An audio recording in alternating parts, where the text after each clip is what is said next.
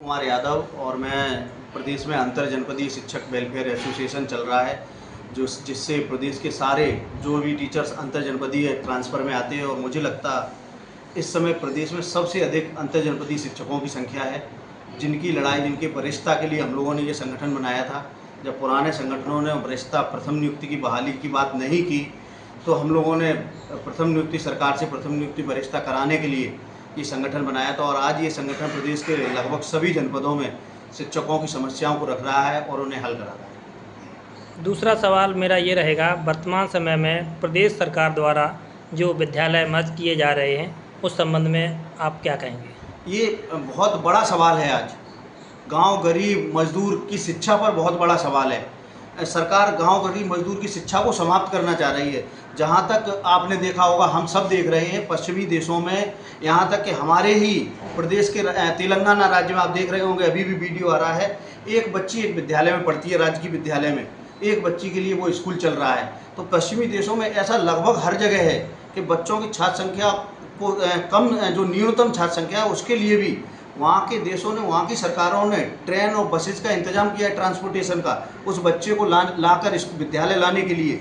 और हमारे देश में इतर ये किया जा रहा है कि विद्यालयों को पहले लगभग 28,000 विद्यालयों को मर्ज के नाम पर ख़त्म किया गया कि कंपोजिट करेंगे। कंपोजिट करने के नाम पर पिछले वर्ष ख़त्म किया था, जिससे कि प्रधानाध्यापकों के 28,000 पद ख़त्म कर दिए गए। और उसके बाद सरकार इस समय लगभग 27,500 विद्यालय मर्जर के नाम पर 50 से कम संख्या जिन विद्यालयों में छात्रों की है उन्हें बंद करने के नाम पर, मर्जर एकदम बंद, आपको शिक्षा से दूर करना। मैं सरकार से अपील करना चाहूँगा कि इन विद्यालयों को बंद न किया जाए। इससे गांव गरीब जुड़ा हुआ है। गांव गरीब को अगर शिक्षा नहीं मिलेगी वो आगे कैसे बढ़ेगा, उसका जीवन स्तर आगे कैसे बढ़ेगा। आप प्रदेश को आगे ले जाने के बजाय नीचे ले जा रहे हैं, गड्ढे में ले जा रहे हैं। और वहीं आपने देखा है कि सरकार डेली मतलब आपने देखा होगा शराब के ठेके, इनकी संख्या बढ़ती जा रही है। जहाँ शिक्षा में सुधार होना चाहिए वहाँ शिक्षा में सुधार न होके हम गिरावट की ओर जा रहे हैं। अगर सरकार इस कदम को वापस नहीं लेती है तो आपका संगठन इसके लिए क्या करेगा? यदि सरकार इस मर्जर के मुद्दे को वापस नहीं लेती है, विद्यालयों को सुचारू रूप से नहीं चलने देना चाहती है, तो हम लोग, हमारे संगठन की आने वाले रविवार को मीटिंग है, हम उस बैठक में डिसाइड करेंगे। आंदोलन के लिए हम आंदोलन करेंगे ही करेंगे और हम कोर्ट का भी सहारा लेंगे।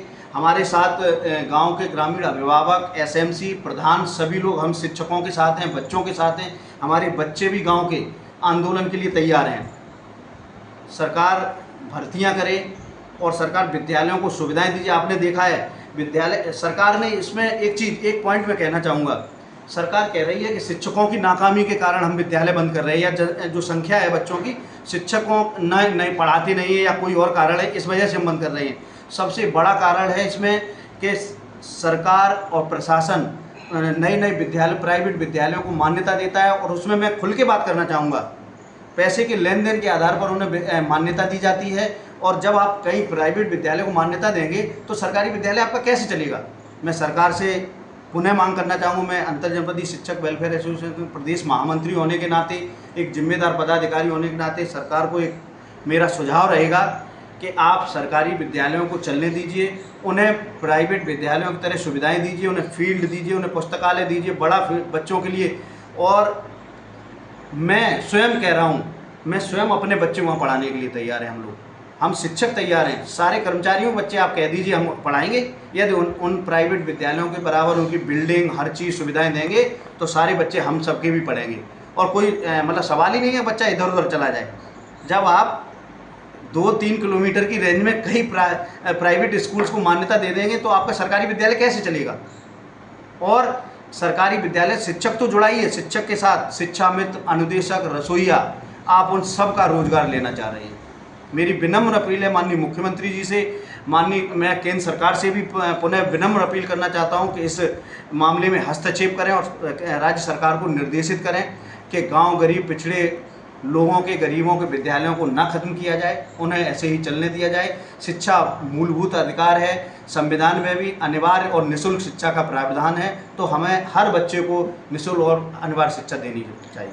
अच्छा, राजनीतिक दलों ने भी आज अपनी जनता पार्टी के राष्ट्रीय अध्यक्ष पूर्व मंत्री स्वामी प्रसाद मौर्य ने भी आज लखनऊ में धरना प्रदर्शन किया है। क्या राजनेताओं को भी आप इस मुहिम को आगे बढ़ाने के लिए साथ लेंगे? मैं एक शिक्षक होने के नाते, शिक्षक संगठन का पदाधिकारी होने के नाते मेरी अपील, जो राजनीतिक दल हमारा साथ दे रहे हैं, शिक्षकों का साथ दे रहे हैं, मैं तो चाहता हूं भारतीय जनता पार्टी भी हमारे साथ आए। जैसे समाजवादी पार्टी, अपना दल जो अपनी जनता पार्टी, आदरणीय स्वामी प्रसाद मौर्य जी ने जो बात कही, आज घेराव किया है विधानसभा, मैं उनका तहे दिल से शुक्रिया अदा करना चाहता हूं। मैं माननीय अखिलेश यादव जी का शुक्रिया अदा करना चाहता हूं। मैं तो चाहता हूं इस कड़ी में मैं माननीय मुख्यमंत्री जी का शुक्रिया अदा करूं। माननीय मुख्यमंत्री जी अपने विवेक से एक निर्णय लें और इन गरीब बच्चों की शिक्षा से वंचित ना करें।